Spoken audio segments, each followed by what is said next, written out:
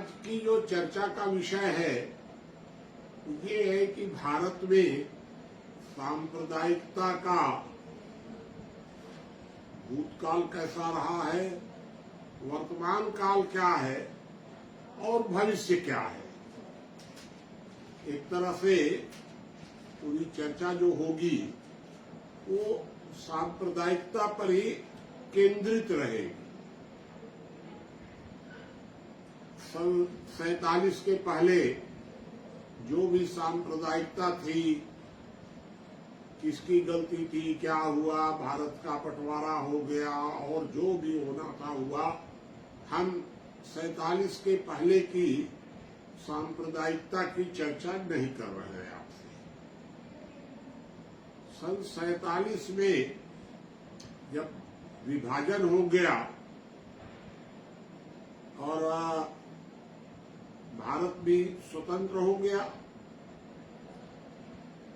तो भारत के अधिकांश मुसलमान तो पाकिस्तान चले गए और कुछ मुसलमान भारत में स्वेच्छा से रह गए। मैं इस बात के प्रति पूरी तरह आश्वस्त हूं 100% कि भारत में जो मुसलमान रुके वे किसी चालाकी के कारण नहीं रुके। वे भारत में उनको ये लगा कि हिंदुओं के बीच हम एडजस्ट करके आराम से रह सकते हैं, हमें कोई दिक्कत नहीं आएगी। और जो कट्टरपंथी लोग थे या थोड़ा सा डर गए वो सब चले गए। तो भारत में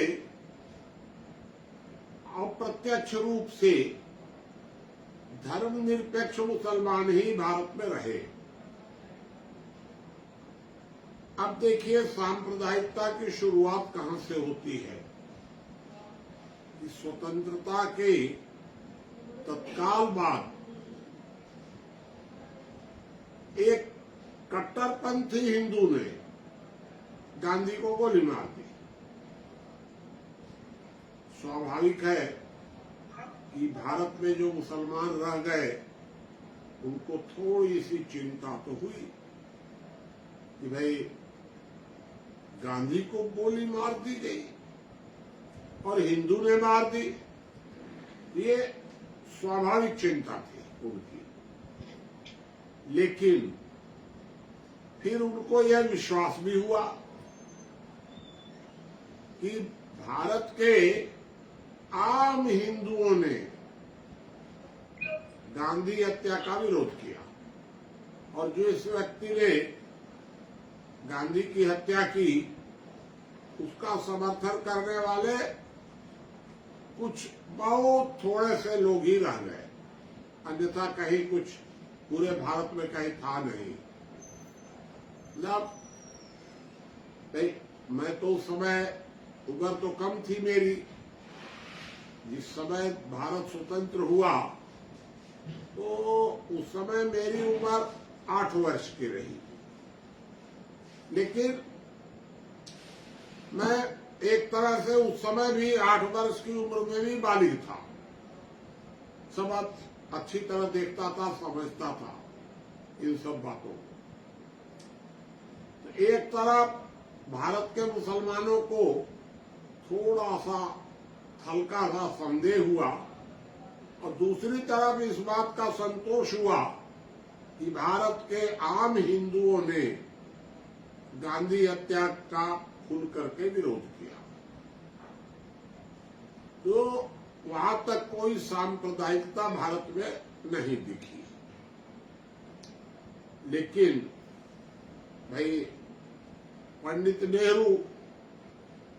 नेहरू जी को न धर्मनिरपेक्षता से मतलब था, न उनको हिंदुत्व से मतलब था, उनको मतलब था केवल राजनीतिक सत्ता से। तो नेहरू जी ने अपनी राजनीतिक सत्ता को मजबूत करने के लिए अंबेडकर के साथ समझौता कर लिया और ये अंबेडकर और नेहरू दोनों ने मिलकर के मुस्लिम सांप्रदायिकता से समझौता किया और उनको ये मुसलमानों को आश्वासन दिया गया कि हम तुमको पूरी मदद करेंगे, तुम मुझे वोट दो। तो भाई मुसलमान लोग उस बहकावे में आ गए, जो कि देखिए आम तौर पर मुसलमान जो सोच है वो तो कट्टरवादी होती है। मुसलमान आमतौर पर सांप्रदायिक तो होता ही है, लेकिन भारत में रह गए मुसलमानों को तब तक कोई उतना सांप्रदायिकता से लेना देना नहीं था।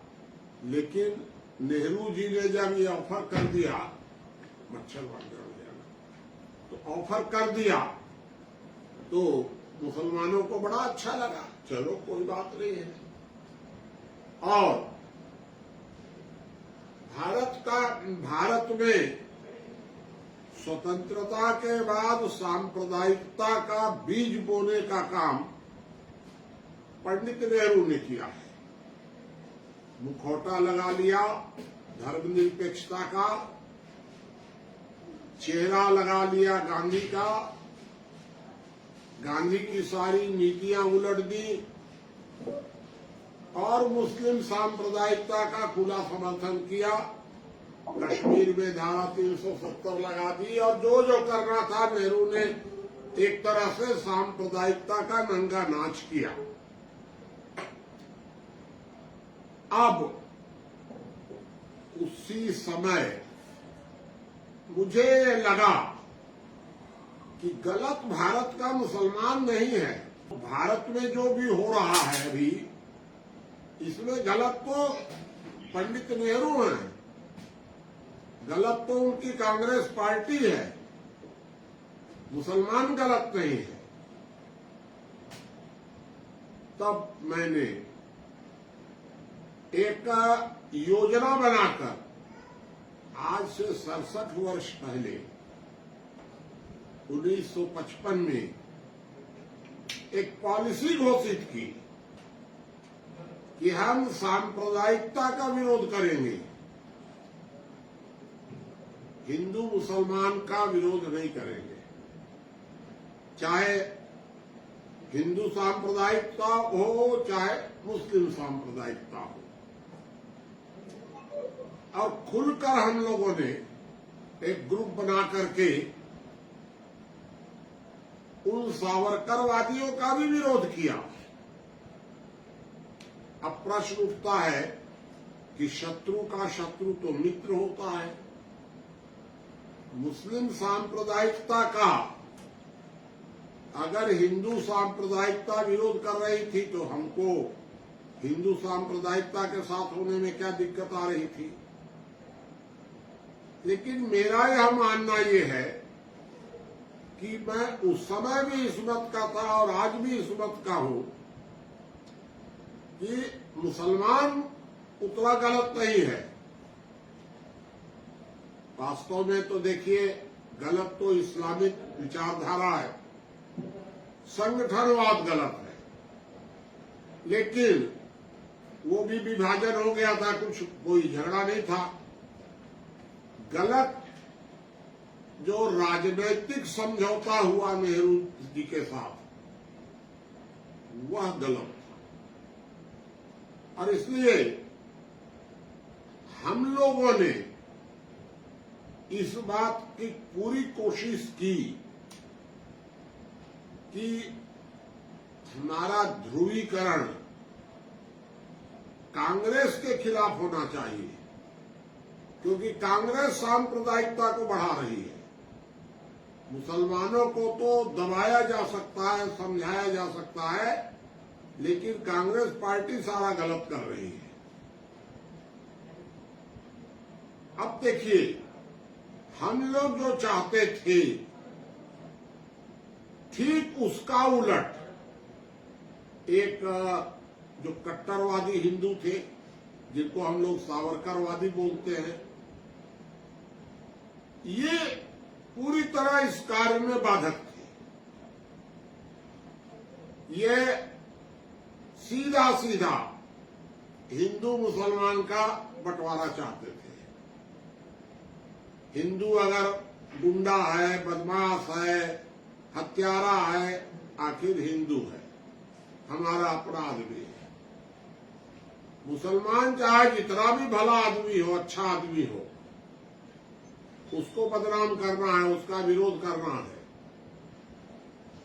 ये चाहते थे हिंदू मुसलमान का बंटवारा।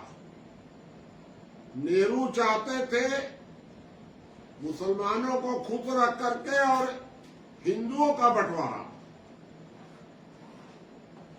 और हम लोग चाहते थे सांप्रदायिकता और धर्मनिरपेक्षता के बीच बंटवारा।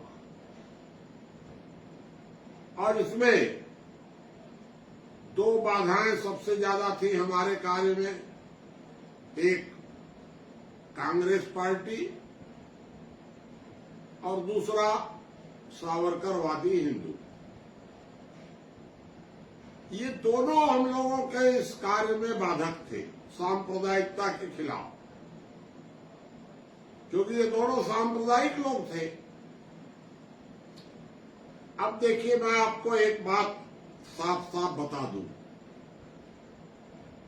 कि 70 वर्षों तक जो कांग्रेस पार्टी का भारत में शासन रहा, इसका सारा दोष सावरकरवादियों का है।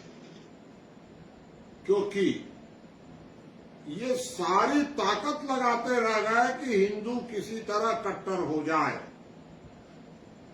और ये तो एकदम असंभव है।